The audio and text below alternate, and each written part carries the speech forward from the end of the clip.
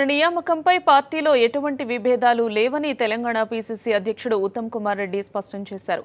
తనపై విశ్వాసం ఉంచి గురుతరమైన బాధ్యత అప్పగించినందుకు సోనియా రాహుల్కు కృతజ్ఞతలు తెలిపారు. పీసీసీ అధ్యక్షుడిగా బాధ్యతలు చేపట్టిన తరుణంలో ఉత్తమ్ కుమార్ రెడ్డి మా కరెస్పాండెంట్ సునీల్కు ప్రత్యేక ఇంటర్వ్యూ ఇచ్చారు. TPCC working president Uttam Kumar రెడ్డికి హైకమాండ్ ప్రమోషన్ ఇచ్చింది.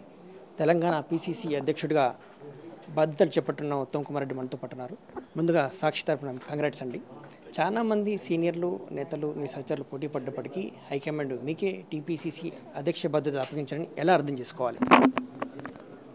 సరే, నాపై ఇంత పెద్ద బాధ్యతలు పెట్టి పీసీ ప్రెసిడెంట్గా నియమించిన మా జాతీయ అధ్యక్షురాలు మన ప్రియతమ నాయకులు సోనియా గాంధీ గారికి, జాతీయ ఉపాధ్యక్షులు గౌరవ రాహుల్ గాంధీ గారికి నా ధన్యవాదాలు. తప్పనిసరిగా వాళ్ళు ఎంత విశ్వాసం అయితే నా మీద పెట్టారో అది వమ్ము కాకుండా కష్టపడి పనిచేసి కాంగ్రెస్ పార్టీ కార్యకర్తల్లో గ్రామ స్థాయి నుంచి మరి రాష్ట్ర స్థాయి వరకు నూతన ఉత్సాహం నింపడానికి ప్రయత్నం చేస్తాం. పార్టీలో కొన్ని అభిప్రాయాలు వ్యక్తమవుతున్నాయి. ఒకే జిల్లా ఒకే సామాజిక వర్గానికి 2 కీలక పదవులు ఎలా అనేది, దీనిపైన మీరు ఎలా స్పందించబోతున్నారు? అదంత పెద్ద విషయం కాదనుకుంటున్నాను. ఓవరాల్గా మరి కౌన్సిల్లో అపోజిషన్ లీడరు, అసెంబ్లీలో అపోజిషన్ లీడరు, అసెంబ్లీలో deputy leader, PCC president, working president, ఏఐసీసీలో నియమింపబోతున్న కొందరు ముఖ్యులు అందరినీ మీరు బేరే చేసుకుంటే ఎప్పటిలాగే కాంగ్రెస్ పార్టీలో సామాజిక న్యాయం ఉన్న విషయం మీరే గమనిస్తారు. తెలంగాణలో కాంగ్రెస్ క్లిష్ట పరిస్థితిలో ఉంది. ప్రత్యేక రాష్ట్రం ఇచ్చినప్పటికీ తెలంగాణలో అధికారం నిలుపుకోలేకపోయింది. ఈ 9 ఏళ్ల కాలంలో కూడా చాలామంది పార్టీ ప్రజాప్రతినిధులే టీఆర్ఎస్లో చేరినటువంటి పరిస్థితి. ఈ సవాలును ఎలా అధిగమించబోతున్నారు? ఒకటి, ఎన్నికల్లో ఓడిపోవడానికి కారణం నా అభిప్రాయంలో 2 కారణాలు. ఒకటి, మేము అంతకుముందు 10 ఏళ్ల పాటు అధికారంలో రాష్ట్రంలో దేశంలో ఉన్నాం, కొంత యాంటీ ఇన్కంబెన్సీ. రెండోది, టీఆర్ఎస్ పార్టీ పెద్దలు చెప్పిన మరి ఏ విధంగా అయితే ఎన్నికల్లో కొంత కలలు చూపెట్టారు, భ్రమలు కల్పించారు, ఆచరణ సాధ్యం కాని విషయాలు చెప్పారు, అది ప్రజలు కొంత నమ్మారు. అందుకోసమే వాళ్ళకి పట్టం కట్టిన మాట వాస్తవం. వాళ్ళకి మ్యాండేట్ ఇచ్చిన మాట మేము సవినయంగా యాక్సెప్ట్ చేస్తూ ఈరోజు ఏ కారణంగానైతే వాళ్ళకి మ్యాండేట్ ఇచ్చారో మరి దళితులకు 3 ఎకరాలను కానీ, ఎస్టీలకు ముస్లింలకు 12% కానీ, మరి ఇంటికో ఉద్యోగం అని కానీ, మరి 2 బెడ్రూమ్ ఇళ్ళని కానీ, ఏ కారణాల వల్ల టీఆర్ఎస్ పార్టీకి ప్రజలు 5 ఏళ్ల మ్యాండేట్ ఇచ్చారో ఆ విధంగా ఈ ప్రభుత్వం ముందుకు పోవడం లేదు. అవన్నీ విస్మరించి మరి ట్యాంక్ బండ్ చుట్టూ స్కై స్క్రేపర్సు, హైదరాబాద్ని సింగపూర్ డల్లాస్ చేస్తా, కరీంనగర్కి న్యూయార్క్ లండన్ చేస్తా, మరి ఈ మాటలు చెప్పి ఆ ఎన్నికల హామీలు మరిపియాలని చూస్తున్నాడో అర్థం కాదు మనకి. బట్ మేము మాత్రం శాసనసభలో బయట వాళ్ళ మేనిఫెస్టో వాళ్ళకే చూపెట్టి ఇది మీరు అమలు చేయాలి, మీరు దీని ద్వారానే ప్రజలు మీకు మ్యాండేట్ ఇచ్చారు అనే విషయాన్ని గట్టిగా నిలదీయడం జరుగుతుంది. ఇప్పటికే మీ పార్టీ నుంచి ఎమ్మెల్యేలు, ఎమ్మెల్సీలు, ఇతర క్యాడర్ కార్పొరేటర్ నుంచి ఎమ్మెల్యే వరకు టీఆర్ఎస్ చేరినటువంటి పరిస్థితి, ఇంకా ఈ వలసలు కొనసాగేటువంటి పరిస్థితులు ఉన్నాయంటున్నారు. ఎలా ఎదుర్కొంటారు ఈ వలసలను నివారించడానికి? మీ దగ్గర ఉన్నటువంటి యాక్షన్ ప్లాన్ ఏంటి?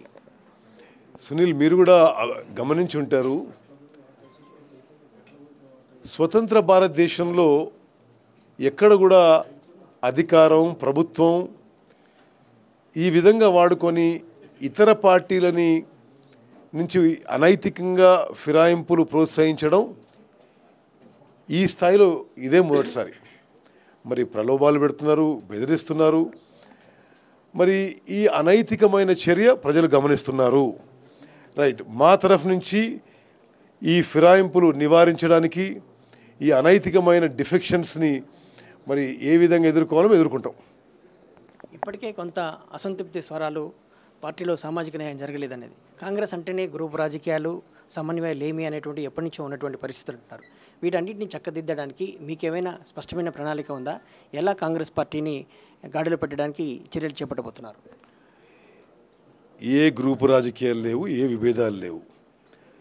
వేరే పార్టీలోనేమో కుటుంబ పార్టీలు కాబట్టి వాళ్ళ అభిప్రాయం కూడా వాళ్ళు వ్యక్తం చేసే స్వేచ్ఛ ఉండదు. కాంగ్రెస్ పార్టీలో ఆ స్వేచ్ఛ ఉంటుంది. కానీ మేము అందరం కలిసికట్టుగా ఐకమత్యంతో సమన్వయంతో ముందుకు పోతున్న విషయం మీరే గమనిస్తారు ముందు.